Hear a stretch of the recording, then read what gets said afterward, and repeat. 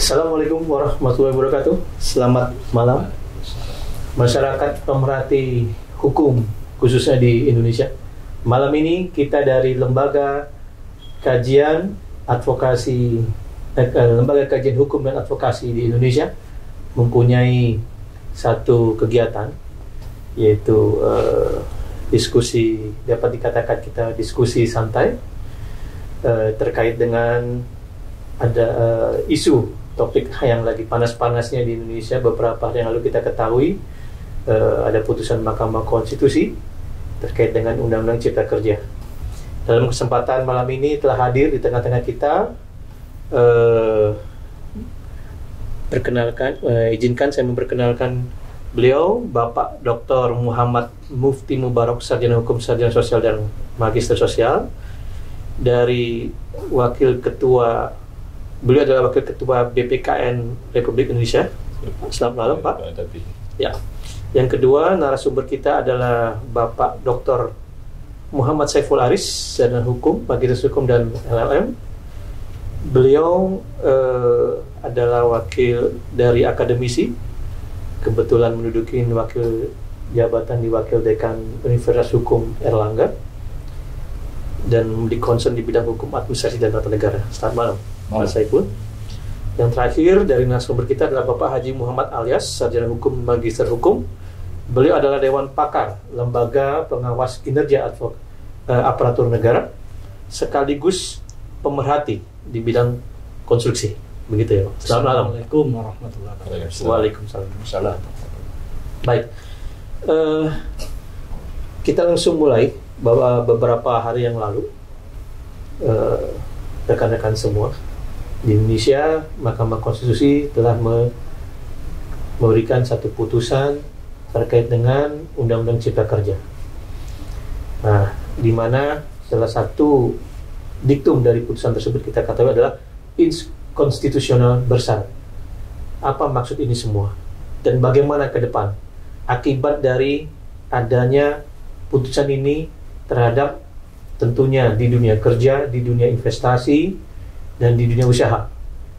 Tentu kita akan menanti pandangan-pandangan dari para narasumber kita. Kita mulai dari Bapak Dr. Muhammad Mufti Mubarak. Mungkin ada pandangan, Pak, yang bisa Bapak sampaikan terkait dengan putusan Mahkamah Konstitusi tersebut. Waktu dan tepat kami persilakan. Ya, terima kasih.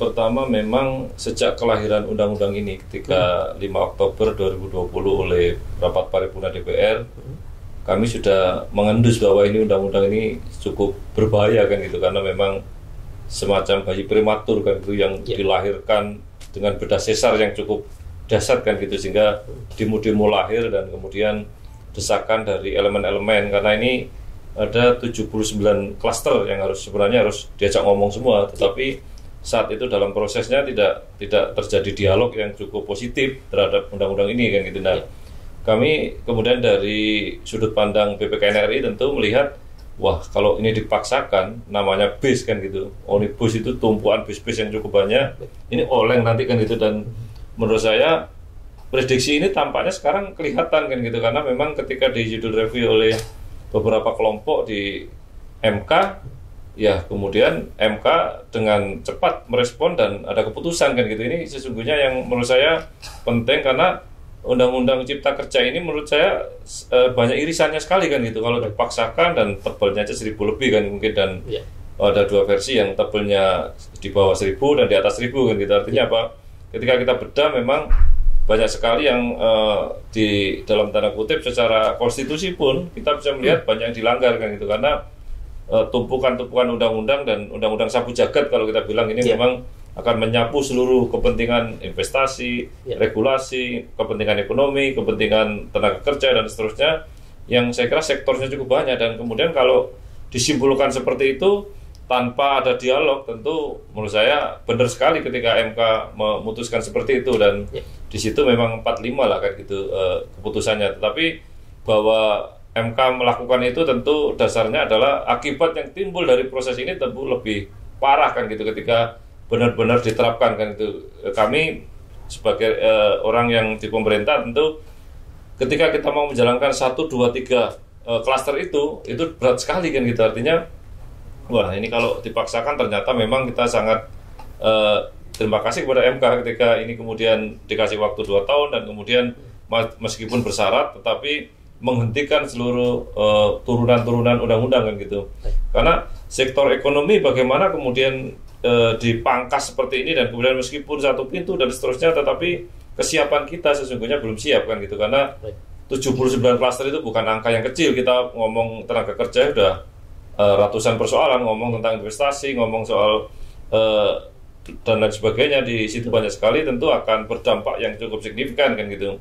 Terutama kami yang di BPKN misalnya, konsumen ini yang dalam sektor-sektor 10 sektor tentu banyak yang bertabrakan. Misalnya sektor perumahan ini nunggu-nunggu undang-undang turunan sampai hari ini juga belum keluar kan gitu. Sementara harusnya kita masih pakai yang lama, misalnya di sektor jasa keuangan, misalnya di sektor e-commerce, di sektor dan 10 sektor lah, terutama transportasi, kesehatan, pendidikan dan banyak sekali. Tentu ini kita merasa sangat bingung ketika mau menerapkan undang-undang ini kan gitu, sehingga ketika ini keluar, kami menyambut baik malahan dari sisi kami karena kita bisa melaksanakan yang lama, dan ini yang lama ini sudah jalan dan kondusif sebenarnya, nggak ada persoalan. Karena memang, tapi kalau dipaksa seperti ini ya tentu dampaknya terhadap ekonomi terutama akan sangat kritikal kan gitu, dan fundament-fundament ekonomi yang selama ini dibangun tentu kami akan selalu bicara pada konteks ekonomi gitu. Karena memang ketika kita tidak percaya pemerintah, kemudian regulasi ini masih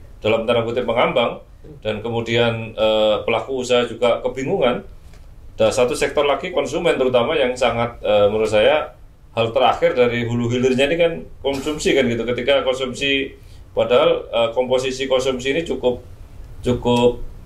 besar kan gitu, hampir 54 ini konsumsi rumah tangga kan gitu di Indonesia ini. Nah, indeks kepercayaan kita IKK namanya itu juga nggak terlalu tinggi sekarang. Kita kategori masih mampu kan gitu di level 49,07. Ini yang kita rilis kemarin kan. Nah, ini menurut catatan kita kenapa? Karena ya memang kebingungan dari sisi pelaku usaha, dari sisi pemerintah, dari sisi konsumen terutama yang akhir masih agak gampang melihat persoalan ini dalam konteks ketika 2020 dicetuskan undang-undang ini nomor 11 ini. Tentu kita tidak merespon secara baik kan gitu, malah kita bertanya-tanya ini ternyata benar kan kejadian seperti ini kan gitu. Dan inilah catatan kita, sehingga harapan kita ya pemerintah harus cepat untuk melakukan itu. Dan ini kita tunggu-tunggu kalau memang ada revisi atau apalah. Kalau bisa menurut saya nggak perlu ada revisi, udah dibubarkan aja undang-undang ini kan gitu. Karena memang tidak banyak manfaatnya menurut saya kan gitu.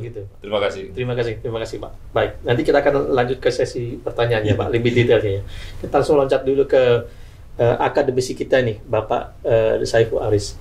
Bagaimana pendapat Bapak ini terkait dengan putusan Mahkamah Konstitusi ini? Iya, jadi pertama harus kita lihat dulu ya, bahwa di Indonesia itu terjadinya apa yang disebut dengan obesitas regulasi. Obesitas, kegemukan ya? Kegemukan. Sesuatu yang kegemukan itu kan mengganggu kesehatan. Termasuk kesehatan hukum kita, itu juga berpotensi sangat terganggu. Selain obesitas regulasi, yang lain adalah terjadi tumpang tindih banyak regulasi. Nah, sebetulnya desain Omnibus Law itu adalah untuk menyederhanakan dan menghilangkan tumpang tindih. Desainnya harapannya di beberapa negara itu di dunia itu memang menggunakan cara pembuatan undang-undang itu menggunakan mekanisme Omnibus Law ini. Jadi dirangkum, disederhanakan. Nah, itu sebetulnya sesuatu yang positif dalam konteks memudahkan masyarakat, menciptakan sistem yang praktis. Nah, tetapi di dalam Undang-Undang 12 tahun 2011 tentang pembentukan peraturan perundang-undangan, Omnibus Law ini belum dikenal. Tidak ada artinya ya? Artinya itu belum ada dasar hukumnya. Tidak ada metode Omnibus Law di dalam undang-undang. Belum dikenal dalam peraturan perundang-undangan. Dan Mahkamah Konstitusi dalam konteks menyatakan inkonstitusional bersyarat. Nah, inkonstitusional itu ada dua yang diuji material itu. Yang diuji di judicial review. Ada aspek formil dan ada aspek material. Betul. Nah, di dalam aspek material ini Sayangnya di putusan Mahkamah Konstitusi ini tidak banyak menyinggung tentang itu. Artinya yang lebih ditekankan dalam putusan Mahkamah Konstitusi adalah inkonstitusional secara formil. Artinya yang lebih ditekankan adalah tidak dikenal format itu. Nah, sementara tetapi dalam pertimbangan lain, Mahkamah Konstitusi itu ada menariknya menyebut apa yang disebut dengan people sovereignty, kedaulatan masyarakat, kedaulatan rakyat. Nah, ketika ada perdebatan tentang banyak perspektif tentang banyak sektor, yang dia sarankan adalah berdiskusi dengan kelompok masyarakat. Jadi di situ ada disebutkan 3 hak: right to be heard, right to be considered, right to be explained. Hak untuk didengar, hak untuk mendapat penjelasan, dan hak untuk memberikan masukan. Nah, artinya secara konsep memang diberikan ruang untuk memberikan masukan, tetapi materialnya memang tidak disinggung. Betul. Artinya itu yang mencoba diberikan oleh para majelis di Mahkamah Konstitusi melalui putusan itu. Ruang itu yang tidak ada di dalam Undang-Undang Cipta Kerja pada saat pembentukannya, sehingga terjadi cacat formil begitu, Pak. Selain tentunya di dalam Undang-Undang P3 ya, 12 2011 ya, 15 2019 itu tidak ada ya metode itu. Iya, metode itu tidak dikenal. Memang putusan ini tidak secara aklamasi ya, tetapi 5 dibanding 4. Ada majelis lain yang menyatakan bahwa tetap seharusnya absah, karena dilihat dalam konteksnya praktek penyusunan peraturan perundang-undangan menggunakan mekanisme ini itu menurut ahli dari pemerintah itu sudah ada, misalnya di Undang-Undang Pemerintah Daerah, kemudian di Undang-Undang Pemilihan Umum. Tetapi konteksnya lain, karena di Undang-Undang Omnibus Law ini ruang lingkupnya sangat besar. Dia melakukan perubahan terhadap 77 undang-undang dan mencabut 1. Itu bukan satu pekerjaan yang gampang. Saya termasuk di kampus itu mengajar materi tentang legal audit, audit terhadap peraturan perundang-undangan. Audit itu harus dilakukan secara komprehensif dan tidak bisa dilakukan secara terburu-buru. Menyederhanakan 78 peraturan itu butuh waktu yang panjang dan butuh masukan yang sangat lengkap dari kelompok masyarakat. Kenapa? Karena ya sulit substansinya, karena banyak kepentingan dan bagaimana membuat peraturan itu sesuai dengan tujuannya. Baik, saya sudah menangkap benang merahnya, Pak. Nanti kita akan detailnya di dalam sesi diskusi ya, Pak, ya. Tanya jawab ya. Berikutnya kepada Bapak Muhammad Alyas nih, selaku Dewan Pakar dari Lembaga Pengawas Kinerja Aparatur Negara sekaligus pemerhati konstruksi. Bagaimana ini? Sangat menarik saya rasa ini. Belum lagi masalah buruhnya, belum lagi. Ini saya monggo. Jadi memang sejak awal ya kontroversi itu kan mewarnai pemberitaan. Karena apa? Ketika ingin menggabungkan dari 77 peraturan perundang-undangan menjadi satu undang-undang, tentunya memang tidak mudah. Karena tidak saja kita bicara dalam kerangka sistem hukumnya, tapi kita juga memperhatikan implementasinya. Penataan instrumen-instrumen yang menjadi perintah dari undang-undang itu sendiri juga tidak gampang. Intersektoral ini kan juga tidak gampang menata. Dan ada satu pameo yang perlu kita catat, bahwa di Indonesia ini semua bisa, kecuali satu, koordinasi. Ini berangkat dari ini barangkali menjadi satu catatan menarik, terutama dari proses perumusan undang-undang ini kan tidak melalui tahapan-tahapannya sebagaimana lazimnya pembahasan undang-undang, di mana stakeholder terlibat dalam proses pembahasan, terutama dari kalangan akademisi dan kalangan praktisi. Nah, ini kan terkesan bahwa ini lahir secara prematur. Nah, tadi bahasanya Pak Mufti, operasi sesarnya begitu besar. Nah, saya mengambil satu contoh saja bahwa bagaimana proses membuat undang-undang atau turunannya itu tidak semudah yang kita bayangkan. Contohnya Undang-Undang Nomor 2 2017 tentang jasa konstruksi. undang-undang ini diundangkan pada tanggal 12 Januari 2017. Di ketentuan penutup undang-undang ini di pasal 105 itu disebutkan paling lambat 2 tahun seluruh peraturan pelaksanaan dari undang-undang ini sudah harus tersedia. Oke. Ternyata undang-undang ini berjalan sampai 2019 baru bisa keluar satu peraturan pemerintah. Baru satu. Baru satu. Siap. Yaitu PP nomor 22. Baik. Bersamaan dengan ini, belum terlalu lama jarak interval waktu pemberlakuan secara efektif Undang-Undang tentang Jasa Konstruksi ini, lahir Undang-Undang 11 2020 ini, Cipta Kerja ini. Ya. Akhirnya di sektor jasa konstruksi ini mengalami lagi turbulensi regulasi yang begitu dahsyat. Belum lagi undang-undang ini diberlakukan, semua turunan-turunannya, peraturan-peraturan turunannya belum disediakan, terutama yang peraturan pemerintahnya sendiri, terus peraturan-peraturan menteri yang diperintahkan oleh undang-undang ini belum ada yang dibuat pada saat terbitnya Undang-Undang 11 2020 ini. Sehingga di sektor jasa konstruksi ini kemudian turbulensi ini kemudian mengubah semua pelayanan-pelayanan jasa konstruksi itu, termasuk yang terdampak sangat langsung dengan adanya undang-undang ini. Benar. Iya.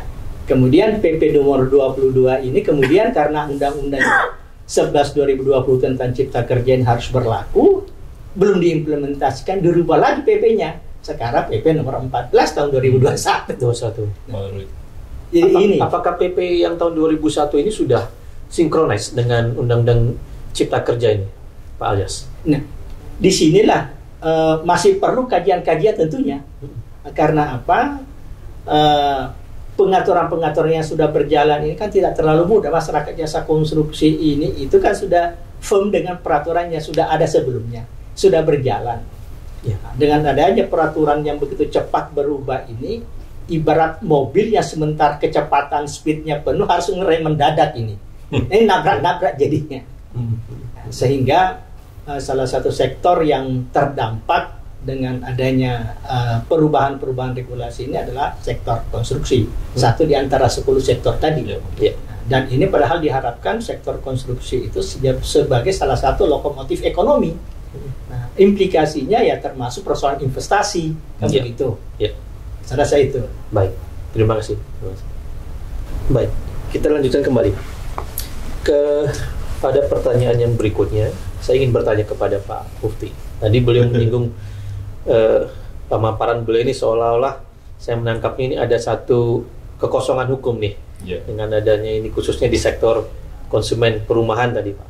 Bisa Bapak sampaikan, jelaskan lebih detail di mana itu maksudnya kekosongan itu, Pak? Iya, jadi memang kalau ibarat Undang-Undang Omnibus Law ini kan seperti bangunan gedung hotel ini kan gitu. Ketika sudah bentuknya sudah semua terbentuk dan kemudian ruang-ruang sudah ada misalnya, pada suatu saat digugat oleh orang kan gitu, dan kemudian tidak ada IMB-nya ternyata kan gitu. Artinya apa? Bahwa ketika tidak ada IMB-nya, kalau menurut hukum kan tentu ini harus dirobohkan kan gitu. Bangunan besar ini, undang-undang itu harus dirobohkan, tetapi tampaknya masih dikasih waktu 2 tahun kan gitu. Kekosongan itulah sesungguhnya yang menurut saya harus segera ekstra. Pemerintah dan legislatif harus ekstra untuk melakukan syarat itu supaya peraturan turunannya yang katanya dihentikan, katanya harus diproses supaya nanti dalam waktu 2 tahun ini sudah terbentuk kan gitu. Artinya ya IMB-nya diurus. Karena persyaratan misalnya tidak dirobohkan dan kemudian masih dikasih waktu untuk 2 tahun. Nah, tetapi kekosongan ini kan tentu kita pakai undang-undang yang lama yang sudah berjalan, dan menurut saya undang-undang lama juga nggak ada persoalan sebenarnya kan gitu. Cuman memang tidak ada masalah, tidak ada akselerasi dengan sektor yang lain kan gitu yang paling penting. Nah, sehingga ini sebenarnya undang-undang ini menarik kan gitu dari sisi filosofi, yuridis dan sebagainya. Tetapi itu tadi sangat dipaksakan, sehingga menurut saya dalam waktu tegang waktu 2 tahun ini tentu pemerintah harus ekstra. Kalau enggak, extraordinary terutama bila perlu kan gitu, karena DPR yang selama ini tidak banyak melakukan legislasi ya harus terpaksa untuk berjibaku untuk urusan ini kan gitu. Dan pada sektor-sektor inilah memang agak kebingungan kan gitu. Di satu sisi pakai undang-undang lama, nanti tiba-tiba berubah lagi. Ketika kan tidak hanya faktor itu, karena sekarang ini banyak aplikasi kan gitu. Artinya dalam sektor-sektor ini sudah sistem-sistem sudah tertata rapi, kemudian nanti dibongkar-bongkar lagi kan gitu. Dan itu kalau di jasa konstruksi misalnya, atau di sektor perumahan sangat lama prosesnya kan gitu. Kita sudah mengusulkan ke pemerintah misalnya terkait dengan perumahan, sektor perumahan, banyak yang sudah kita lakukan dan bagus. Misalnya ketika transaksi soal perumahan harus sudah ada fisiknya, harus sudah ada sertifikat atas nama persil itu kan gitu misalnya, harus sudah selesai urusan hukumnya dan itu bisa dipublish kan gitu.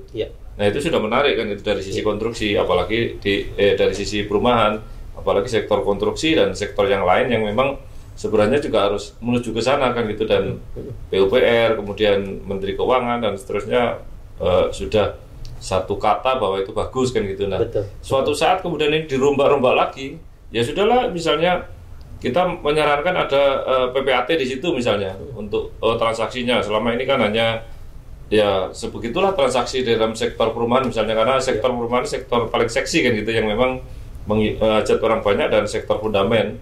Sektor yang kedua memang sektor jasa keuangan, yang hari ini masalah asuransi pandemi ini telah menyita banyak waktu, terutama komplain asuransi Pak, yang tidak terbayar, gagal bayar di situ. Yang ketiga sektor jasa keuangan terkait dengan pinjaman online. Sektor investasi ini luar biasa, dan kemarin alhamdulillah kita rekomendasi dan bisa ditutup kan gitu terkait dengan itu. Dan banyak sekali persoalan-persoalan.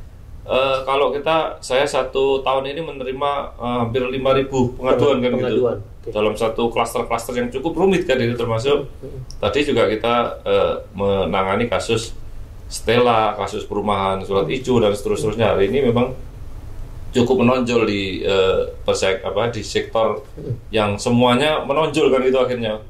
Nah itu menurut saya, kalau tidak ada kepastian seperti ini, kepastian hukum, negara tidak hadir, dan kemudian hanya ambigu seperti ini, tentu 2 tahun lagi malah kita akan bingung. Setelah pasca, apakah kemudian 2 tahun ini pemerintah bisa? Ya malah bingung sekali kita sebagai masyarakat, sebagai perwakilan konsumen ini akan bingung. Mau apa kita ini kan gitu Pak kan gitu. Itu barangkali. Baik. Tapi yang kita lihat Pak, yang saya ingin tanyakan kepada Bapak, apa yang paling Bapak rasakan khususnya dari lembaga perlindungan konsumen nasional ini, yang sangat bersinggungan dengan dari Undang-Undang Omnibus Law ini? Tentunya yang tadi Bapak sampaikan, keluhan-keluhan di masyarakat itu banyak yang terjadi, misalnya beli apartemen cuman beli gambar, kan gitu kan. Tentunya banyak komplain-komplain kan seperti itu. Kemudian ternyata belum lagi developer dari apartemen itu dipilotkan. Jadi tentunya kan mereka juga komplainnya ke Bapak. Nah, yang menjadi pertanyaan saya adalah yang paling dirasakan dan Bapak lihat dari keluhan-keluhan konsumen yang bersinggungan dengan Undang-Undang Omnibus Law ini apa Pak? Iya, misalnya kita menggolongkan menjadi 3 kategori kan gitu, pra, kemudian proses sama pasca kan gitu. Ini kalau pra-nya ini soal perizinan dan sebagainya ini, hari-hari ini memang ada kesulitan karena Omnibus Law ini banyak soal perizinan, soal investasi, yang kemudian pada proses misalnya dalam sektor pembangunan dan sebagainya. Kemudian paskanya ini juga menjadi sesuatu yang misalnya ketika persoalan pinjol aja, misalnya pinjaman online yang sedang kita tangani, misalnya izinnya oleh lembaga yang menurut saya lembaga yang memberikan izin, misalnya OJK kan gitu. Tapi OJK ini fungsinya juga mengawasi, juga fungsi kontrol, karena akan menerapkan Undang-Undang Omnibus Law itu akan begitu kan gitu. BI misalnya mestinya harus regulasi keuangan, tapi juga dia mengawasi dan beri regulasi. Artinya hampir semua sektor ini akan tumpang tindih kan gitu. Nah ini menurut saya tidak menarik, karena memang mereka akan itu tadi, satu lembaga ini bisa berperan sebagai banyak fungsi kan gitu. Mestinya kan ada fungsi pengawasan misalnya di Bata Malaysia tadi. Ini mestinya pemerintah ini harus beda dengan DPR kan gitu dalam konteks check and balance kan. Ternyata ini satu badan kan gitu kan. Artinya kemudian Ya akhirnya samina wa atona bahasa kita kan gitu di Jawa Timur, dan akhirnya ya sudah apapun putusannya ya akan di-oke kan gitu. Nah ini di lapangannya atau dalam praktek-praktek yang kami terima di pengaduan kami sangat overlap dan sebagainya. Kasus yang paling kelihatan di Penjol kan gitu. Yang dapat izin dari OJK cuma 153, sementara yang tidak dapat izin 3.000 kan gitu. Nah praktek kedua ini sama. Dalam prakteknya ternyata melakukan hal yang sama karena mereka berharap pada payung hukum tentang Omnibus Law ini. Nah, dalam konteks itu kemudian akhirnya kita berharap sudahlah yang resmi maupun nggak resmi ternyata sama kan itu perilakunya. Nah, akhirnya ya kita berharap semuanya akan reevaluasi dan sebagainya. Bahkan ditutup kan gitu. Artinya seperti itulah praktek di lapangannya mungkin banyak praktek, tapi itu yang sangat menonjol yang sudah kita langsung apply dengan undang-undang ini. Baik. Jadi dengan kata lain Pak Mufti sependapat ya dengan putusan Mahkamah Konstitusi ini. Sangat setuju kalau itu. Terima kasih. Saya mau beranjak ke Pak Dr. Saiful nih. Perintah dari Mahkamah Konstitusi memperbaiki undang-undang. Pertanyaan yang paling mendasar, kita mau berangkat dari mana nih? Memperbaikinya ini dari mana? Apakah minta DPR langsung perbaikin itu Omnibus Law kah? Kan ini nggak jelas nih. Kalau memperbaiki atau mencabut kah atau merevisi kan nggak jelas. Nah, sedangkan tadi Bapak sampaikan landasannya nggak ada ini. Nah, putusan Mahkamah Konstitusi tersebut memerintahkan memperbaiki undang-undang. Berangkatnya dari mana ini, Pak? Oke, saya izin ya buka catatannya. Ini kutipan, jadi saya harus.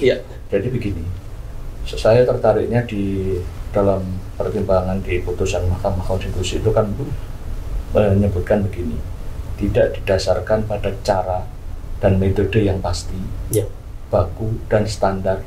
Sistematika pembentukan undang-undang terjadi perubahan penulisan substansi pasca persetujuan bersama DPR dan Presiden dan bertentangan dengan asas-asas pembentukan peraturan perundang-undangan, sehingga tidak memenuhi ketentuan berdasarkan Undang-Undang Dasar 1945 dan dinyatakan cacat formil. Jadi sebetulnya yang dilihat oleh Mahkamah Konstitusi ini formatnya saja. Jadi saya perlu diketahui ya, dari putusan Mahkamah Konstitusi ini menurut saya sih biasa saja, karena hanya menyentuh pada formilnya, format. Kayak bentuk surat ini, secara gampangnya bentuk suratnya ini keliru, nggak masuk ke dalam isi suratnya. Jadi Mahkamah Konstitusi tidak menguji materinya, apakah bidang A bertentangan, bidang B enggak. Dia hanya konstruksi formatnya saja. Jadi cara gampangnya perbaiki formatnya kalau secara praktisnya ya. Nah, kenapa diberikan waktu? Secara kalau dibaca dalam putusan Mahkamah Konstitusi itu, karena Mahkamah Konstitusi melihat ini disebut sebagai inkonstitusional. Inkonstitusional itu ada yang mutlak, langsung pada saat itu juga dicabut, harus dicabut. Yang kedua ada inkonstitusional bersyarat. Sebetulnya inkonstitusional, tapi ada syaratnya. Nah, kenapa begitu? Kalau di catatan putusan Mahkamah Konstitusi itu, pertama, Mahkamah Konstitusi melihat ini ada unsur ketidakpastian. Kemudian ada unsur kemanfaatan dan keadilan. Dan ada satu kerangka besar, Mahkamah Konstitusi coba memahami kenapa pemerintah dan DPR membuat ini, karena di situ ada tujuan strategis. Nah, karena dua hal ini, antara asas-asas tadi dan tujuan strategis, Mahkamah Konstitusi melihat perlu memberikan kesempatan pada pembentuk undang-undang untuk memperbaiki, sehingga dikasih waktu. Waktunya 2 tahun, catatan. Itu satu hal yang banyak kita temukan di draft-draft peraturan perundang-undangan, peraturan pelaksanaannya diberikan waktu 2 tahun untuk dilengkapi. Syarat format perbaikannya itu tadi seperti apa, Pak? Bisa Bapak sampaikan? Di dalam pertimbangannya, Mahkamah Konstitusi memberikan catatan dalam putusannya. Apakah bentuk dari Undang-Undang Cipta Kerja ini dalam konteks Undang-Undang 12 tahun 2011 tentang pembentukan peraturan perundang-undangan itu kan menyebutkan apakah konteksnya ini undang-undang perubahan Betul. Ataukah konteksnya undang-undang ini satu pencabutan? Dicabut undang-undang baru. Iya. Betul. Nah ini yang bentuk seperti itu yang ditekankan. Mahkamah Konstitusi memang tidak memberikan saran karena memang sudah seharusnya begitu formatnya. Karena Mahkamah Konstitusi itu kan fungsinya kan hanya sebagai negatif legislator. Jadi dia hanya meniadakan norma yang bertentangan. Dia tidak boleh berlebih, meskipun kadang-kadang menjadi positif legislator, seperti DPR kadang-kadang. Betul. Tapi dalam konteks ini, Mahkamah Konstitusi memang tidak memberikan format bentuknya. Tapi menurut saya, kalau jadi pemerintah ya bayangannya, setidaknya ada dua langkah. Ya, satu, merevisi undang-undang tentang pembentukan peraturan perundang-undangan. UP3 ya? Ya, undang-undang itu dilakukan perubahan. Yang kedua, atau undang-undang Omnibus Law ini formatnya disesuaikan dengan yang ada dalam Undang-Undang 12 tahun 2011. Dipecah-pecah? Iya. Bentuknya sih macam-macam ya. Baik. Cuman saya lebih menekankan satu pertimbangan lagi di dalam pertimbangannya tentang perdebatan substansi. Mahkamah Konstitusi memang tidak menyinggung, tetapi hanya menyebutkan silakan itu didiskusikan dengan kelompok masyarakat.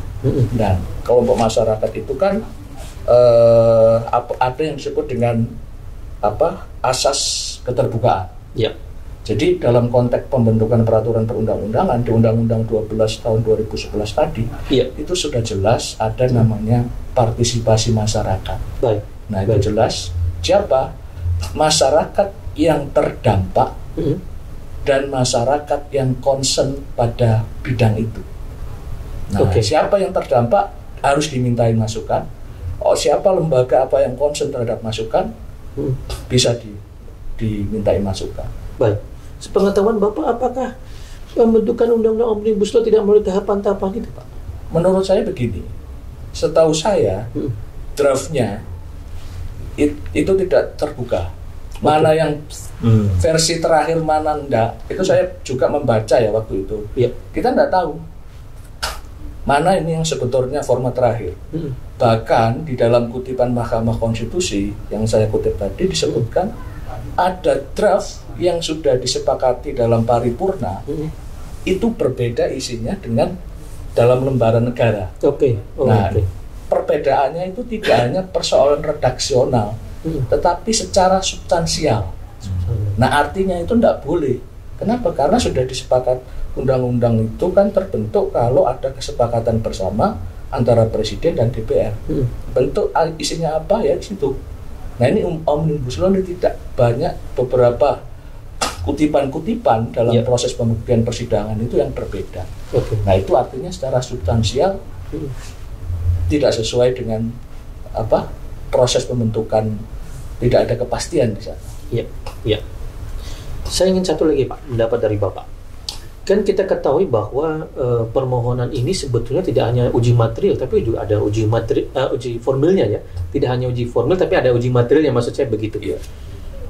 Apa pendapat Bapak? Kenapa hanya Mahkamah Konstitusi hanya memutuskan di uji materialnya saja? Ataukah dia berpikir karena uji materialnya sudah kita putus, maka materialnya kita abaikan? Bagaimana dari pendapat Pak Saiful ini? Iya, ini menarik ini sebetulnya. Perlu membaca mindset begini. Kalau saya sih melihatnya, ya mungkin Mahkamah Konstitusi tidak mau masuk terlalu jauh dalam polemik gitu ya.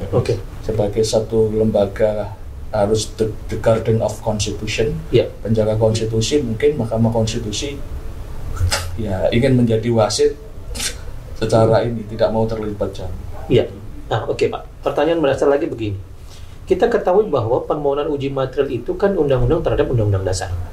Betul. Tapi pertimbangan hukum dari Mahkamah Konstitusi adalah aturan ini cacat formil karena nabrak aturan undang-undang mengenai pembentukan UP3. Nah, tidak secara tegas dia menyebutkan undang-undang dasar di sana. Bagaimana? Jadi kalau kita baca, kita cermati dalam cacat pengujian itu, ini disebut ada dua hal. Pertama, memang dianggap bahwa undang-undang ini cacat menurut ketentuan dalam undang-undang dasar. Di pasal 20A itu disebutkan bahwa ketentuan lebih lanjut tentang pembentukan peraturan perundang-undangan ditetapkan dengan undang-undang. Nah, itu tetap ada acuannya berarti. Di Undang-Undang Dasar memang tidak mengatur tentang bentuk format kayak seperti apa. Tetapi dia teknisnya didelegasikan sehingga secara makna, secara sistematis itu dianggap oleh Mahkamah Konstitusi walaupun tidak menguji dengan undang-undang, tapi ini ada satu rangkaian tubuh. Gitu. Jadi satu rangkaian yang digunakan untuk menguji itu. Baik. Semakin malam rasanya semakin menarik ini. Saya ingin berlanjut kepada Pak Alyas ini. Bagaimana pendapat Bapak sebagai pemerhati konstruksi, khususnya terkait dengan kita kan ketahui bahwa konstruksi juga salah satu garda depan dari investasi. Bagaimana Pak? Pelaku usaha pada umumnya itu kan hanya kepingin ada kepastian hukum saja. Ya, betul. Tidak ingin masuk pada ranah-ranah yang sifatnya kontroversial seperti itu. Oleh karena itu memang terkait dengan putusan Mahkamah Konstitusi ini justru mungkin praktisi konstruksi ini justru mendorong pakar-pakar hukum untuk duduk bersama-sama mencarikan solusi agar undang-undang Cipta Kerja ini tetap bisa berjalan sesuai dengan amanah daripada putusan MK itu. Dengan interval waktu 2 tahun kita berkeyakinan lah bahwa pemerintah bersama-sama dengan semua komponen pemerhati hukum termasuk akademisi tentunya bisa secara bersama-sama untuk bisa menyelesaikan tugas dengan interval waktu 2 tahun itu. Agar apa? Agar kepastian hukum bagi dunia usaha itu terjamin. Karena saya memberikan satu contoh saja. Undang-Undang 2 2017 tentang jasa konstruksi itu ada 33 pasal, lebih kurang 33 pasal itu yang kemudian direduksi dengan Undang-Undang 11 2020 tentang Cipta Kerja itu. Dan semua ini membutuhkan aturan pelaksanaan. Nah, kalau ini tertahan, otomatis aturan pelaksanaan itu pun tidak bisa dibuat. Artinya apa? Tentu berdampak terhadap implementasi daripada undang-undang itu sendiri. Nah, akhirnya apa? Dunia jasa konstruksi tentu pun akan terhambat. Karena sebenarnya dari sisi substansi daripada Undang-Undang Cipta Kerja itu untuk jasa konstruksi sebenarnya cukup positif. Karena ada sisi-sisi yang menyangkut pelayanan perizinan itu menjadi satu sistem yang terintegrasi. Tidak lagi seperti sekarang ini, misalnya saja mulai dari sertifikat badan usaha, sertifikat kompetensi kerja, nomor induk berusaha, itu dalam satu paket permohonan melalui OSS. Jadi ini sebenarnya dari aspek kemudahan pelayanan perizinan jasa konstruksi ini cukup sangat positif terhadap pelayanan untuk perizinan jasa konstruksi. Oleh karena itu memang kalau undang-undang ini misalnya bisa selesai penyempurnaannya dalam kurun mudah-mudahan justru nggak sampai 2 tahun, sehingga kita tidak lagi mengalami turbulensi regulasi yang seperti yang terjadi saat ini, sehingga kita sektor jasa konstruksi bisa lebih fokus kepada peningkatan profesionalisme, penyediaan tenaga kerja, penyediaan lapangan kerja, karena salah satu tumpuan penyerapan tenaga kerja itu adalah sektor jasa konstruksi. Karena sampai saat ini lebih kurang sekitar 7-8 juta tenaga kerja itu justru ada di sektor jasa konstruksi. Itu bersinggungan dengan masalah buruh ya Pak ya. Betul. Nah, apalagi kita sadari bersama-sama bahwa dampak pandemi ini kan begitu luas dan begitu masif terhadap daya beli masyarakat. Karena lapangan kerja begitu terbatas. Betul sekali. Oleh karena itu yang bisa diharapkan adalah sektor jasa konstruksi ini bisa menstimulus semua kegiatan-kegiatan ekonomi yang lain. Karena rantai pasok daripada jasa konstruksi begitu luas.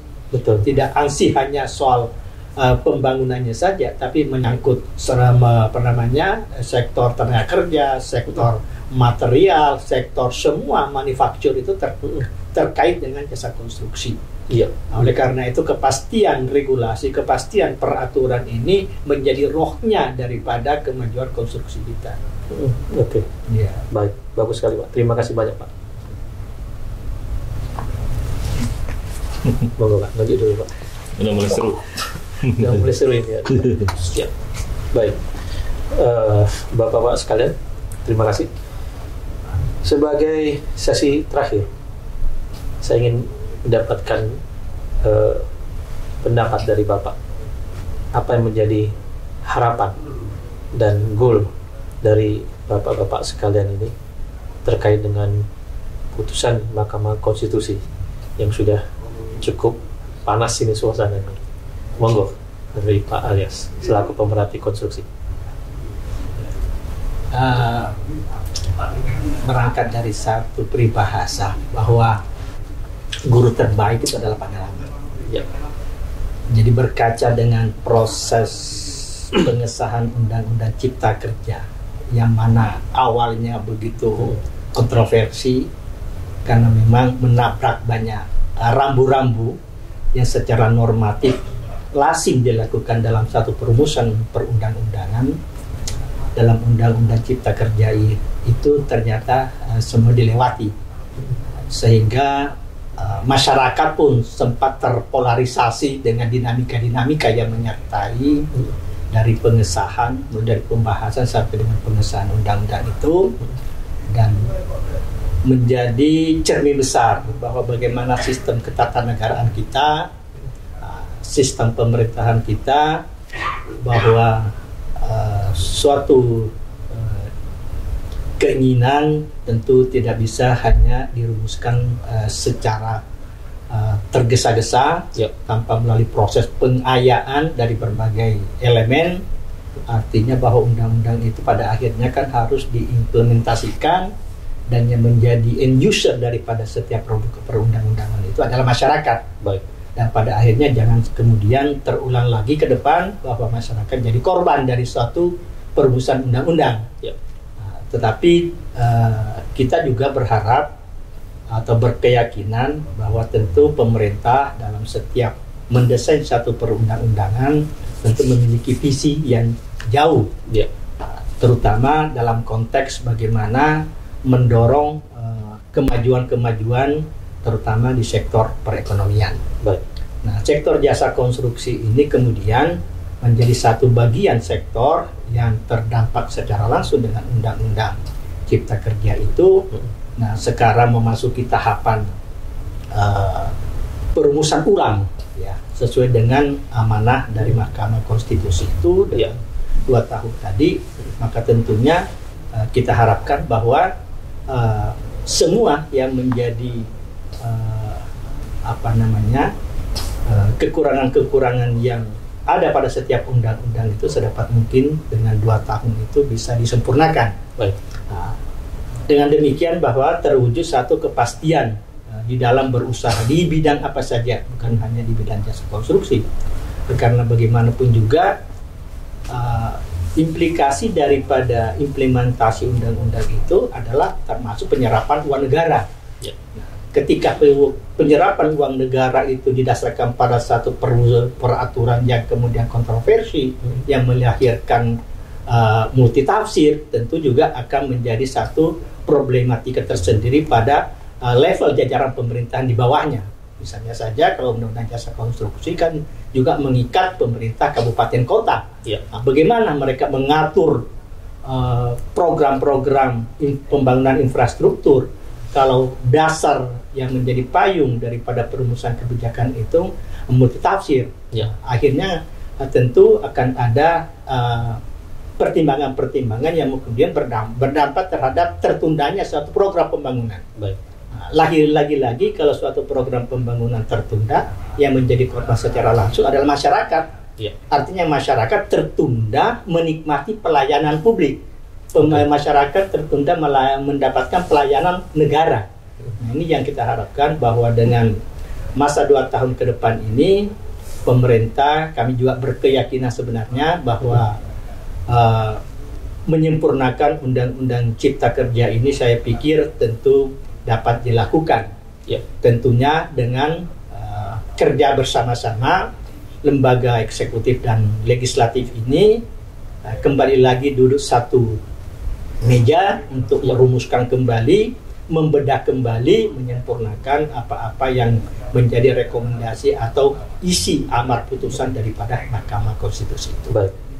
Satu kata Pak Alyas, dicabut atau dirubah? Kalau kami sih berharap jangan lagi dicabut. Karena kalau dicabut kita kembali lagi ke titik nol lagi.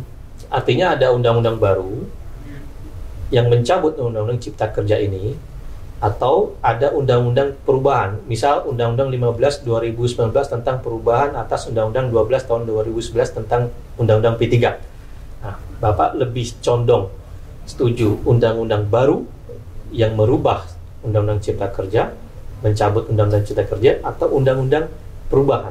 Karena putusan Mahkamah Konstitusi itu kan tidak memberikan arahan secara khusus karena dia bukan legislatif, tadi seperti disampaikan dari Pak Dr. Saiful kan. Nggak bisa kalau kita kembali lagi ke kerangka teori, memang kan putusan Mahkamah Konstitusi ini bahasa saya mungkin ambigu gitulah kira-kira ya. Baik. Ya kan? Karena tidak eksplisit sebenarnya pada sisi-sisi mana yang harus disempurnakan. Ketika bicara hanya landasannya adalah pendekatan formilnya, kan hanya mengakselerasikan dengan Undang-Undang 12 2010 kan gitu. Nah, tentang pembentukan undang-undang. Tetapi secara substansial itu kan hampir tidak tersentuh. Bahwa ada 70 sekian undang-undang yang ada di dalam satu bus besar ini tadi, yang kemudian implikasinya menyangkut hajat hidup masyarakat Indonesia ini, dunia usaha khususnya, ini kan menjadi tertunda. Kan begitu. Nah, saya pikir bahwa opsi yang paling memungkinkan untuk agar gerak daripada dunia usaha ini tidak terhenti lagi, bagaimana pemerintah ini toh tidak menghentikan kan Undang-Undang Cipta Kerja ini, tidak menghenti, tetap berlaku, dengan catatan bahwa pemerintah dalam interval waktu 2 tahun diharapkan menyempurnakan. Jadi tidak dibatalkan, kan begitu. Artinya pemerintah tetap bisa meneruskan rancangan-rancangan peraturan pemerintah ataupun peraturan presiden yang menjadi turunan daripada Undang-Undang 11 2020 ini tentang Cipta Kerja.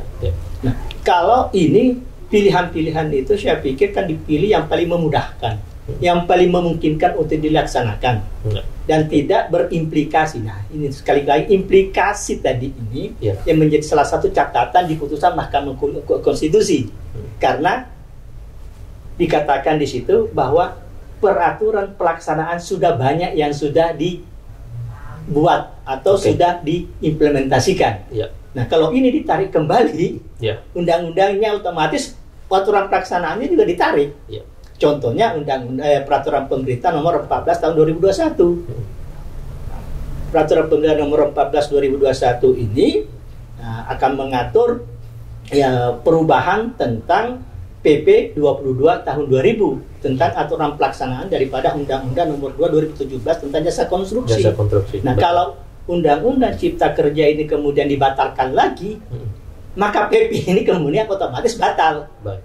Artinya kita kembali lagi memperlakukan Undang-Undang nomor 2 2017 kan begitu. Nah, PP 22 sudah dirubah. Nah, regulasi yang menyertai pada tingkat permen-permen segala macam ini otomatis dengan sendirinya gugur. Betul. Artinya kembali lagi dunia usaha akan mengalami stagnasi lagi. Iya. Betul. Baik. Nah, ini saya pikir bahwa kami berpandangan yang optimis, positif, bahwa dengan sisa waktu 2 tahun ini pemerintah bisa menyelesaikan isi putusan daripada Mahkamah Konstitusi. Baik. Terima kasih, Pak Yas. Berikutnya kepada Dr. Saiful, bagaimana pendapat dari harapan dan pendapat dari Bapak terkait dengan Mahkamah Konstitusi? Iya, sebetulnya Mahkamah Konstitusi ini kan memberi satu pintu masuk ya. Nah, pintu masuk ini harus dimanfaatkan semaksimal mungkin. Kita tahu bahwa pada saat proses penyusunan RUU ini itu kan banyak sekali debat-debat, banyak sekali penolakan-penolakan dari masyarakat. Nah, kalau saya melihatnya sebetulnya ada makna yang bisa dikutip di dalam putusannya, yaitu maksud saya putusan Mahkamah Konstitusi yaitu berkaitan dengan meaningful participation. Jadi partisipasi yang betul-betul bermakna, itu artinya tidak secara formal. Kenapa begitu? Karena nanti berdasarkan beberapa pengalaman, itu justru peraturan yang baik itu adalah peraturan yang berusaha mengakomodir kepentingan masyarakat. Kenapa? Karena memang mereka yang akan terkena dampak itu, terdampak dari peraturan itu, sehingga ya harus dicari secara semaksimal mungkin satu rumusan, meskipun di putusan Mahkamah Konstitusi tidak menyinggung terlalu banyak material, tetapi dalam proses perubahannya tidak salah kalau kemudian nanti rumusannya juga masuk dalam konteks tidak hanya sekedar formilnya saja, tapi bisa juga material. Itu boleh juga menurut saya, walaupun putusannya begitu. Nah, ketika kita melihat suatu peraturan perundang-undangan itu baik atau tidak, setidaknya kan ada beberapa indikator ya. Satu, dilihat dari aspek legalitasnya. Nah, aspek legalitas itu satu, apakah peraturan itu bertentangan dengan peraturan yang lebih tinggi atau bertentangan dengan peraturan yang sederajat. Nah, di kita itu kan banyak pertentangan, terutama yang berkaitan dengan peraturan sektoral. Kenapa? Karena ego sektoral itu terlalu tinggi di masing-masing itu. Maunya saya. Lembaga itu sama seperti makhluk hidup. Dia akan cenderung untuk ingin memperluas kewenangannya. Sama kalau dengan kita sudah punya sedikit, pengen lagi, sama.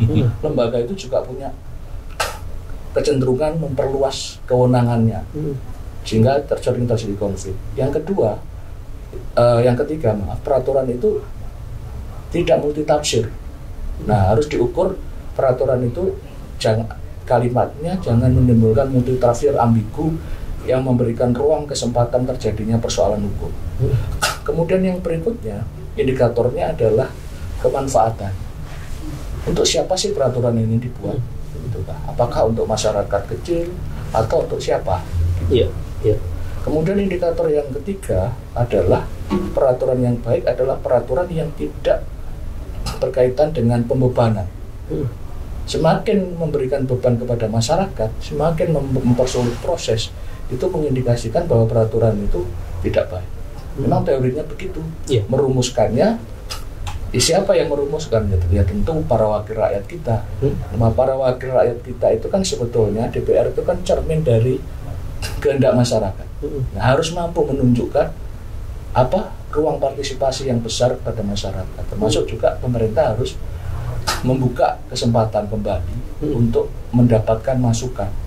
Memang kelemahannya di kita dibanding dengan beberapa negara maju yang lain, partisipasi itu bukan menjadi syarat mutlak proses lahirnya undang-undang. Suatu undang-undang, betul. Kalau di beberapa negara maju, misalnya saya ambil contoh di Amerika Serikat, salah satu mekanisme yang wajib dilewati adalah partisipasi. Nah, di kita itu hanya sekedar formalitas. Pokoknya diundang, memberikan masukan, dipakai atau tidak, ya itu urusan lain. Pokoknya sudah. Itu hanya sekedar formalitas partisipasi, tingkat partisipasi yang paling rendah. Apakah partisipasi dari masyarakat itu dapat dianggap ada dengan adanya forum-forum jalan untuk hak uji material ini, Pak Saiful? Iya, salah satu bentuk partisipasi masyarakat adalah memang bentuknya bisa macam-macam ya. Kontrol terhadap peraturan perundang-undangan itu kan ada namanya executive review, ada judicial review. Nah, masyarakat ini menggunakan mekanisme judicial review. Itu salah satu contoh cara kontrol memang. Ketika cara menggunakan dengar pendapat, mengirim draft masukan tidak didengar, sudah disahkan, ya judicial review itu sebagai salah satu proses formal yang sah yang diatur dalam Undang-Undang Dasar. Oke, terima kasih pendapatnya, Pak. Baik, berikutnya kepada Pak Mufti Mubarak. Monggo, closingnya dan harapannya Bapak seperti apa?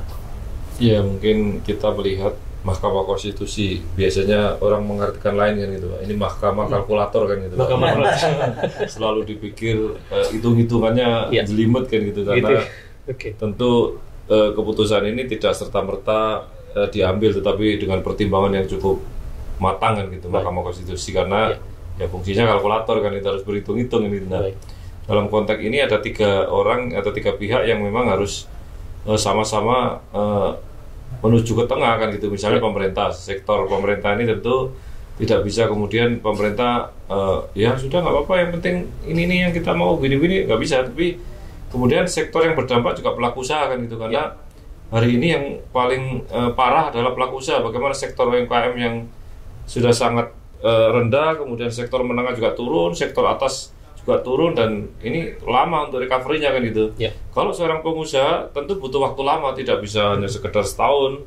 Mungkin pengalaman beliaunya mungkin 2 tahun untuk bisa recovery kan gitu dalam konteks ini kan gitu. Dan apalagi yang terakhir ya masyarakat atau rakyat atau konsumen ini yang juga menurut saya 3 ini kalau saling percaya, 3 pilar ini ada pemerintah, ada pelaku usaha, ada rakyat atau government konsumen. Ini kalau 3-tiganya punya satu kepercayaan bersama-sama, masyarakat masih percaya pemerintah, pelaku usaha masih percaya pemerintah dengan kecepatannya nanti menghitung 2 tahun ini.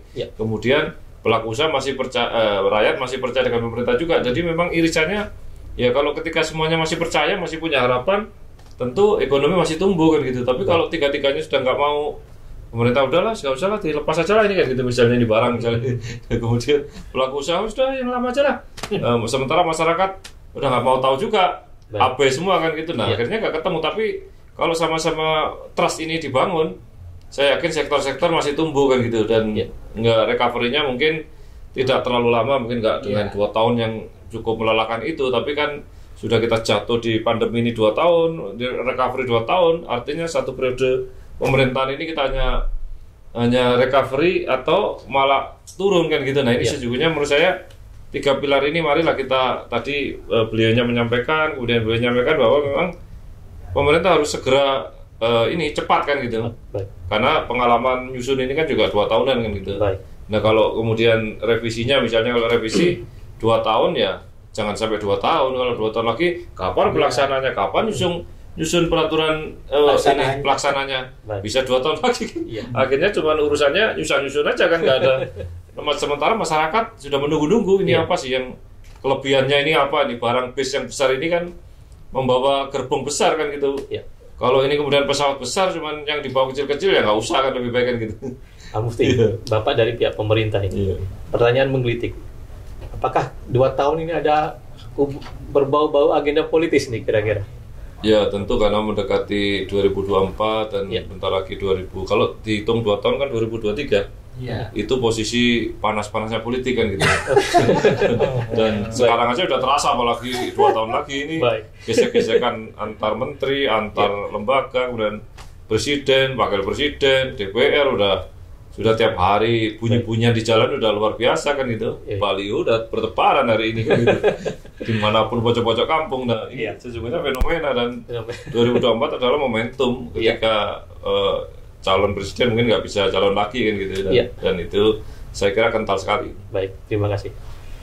Masyarakat pemerhati hukum di Indonesia, demikian kiranya diskusi interaktif kita malam ini bersama para narasumber kita. Kami dari LKHI sebagai badan utama dari LPKN Indonesia hari ini juga tadi telah melaksanakan satu rapat kerja nasional dengan salah satu topiknya juga membahas isu-isu yang terkait dengan putusan-putusan dari Mahkamah Konstitusi. Ini adalah bagian dari concerning kami sebagai sebuah lembaga yang juga melakukan satu kajian-kajian hukum. Terima kasih atas waktu dan kesempatan. Salam LKHI, keadilan dan kemakmuran bagi seluruh rakyat Indonesia. Selamat malam.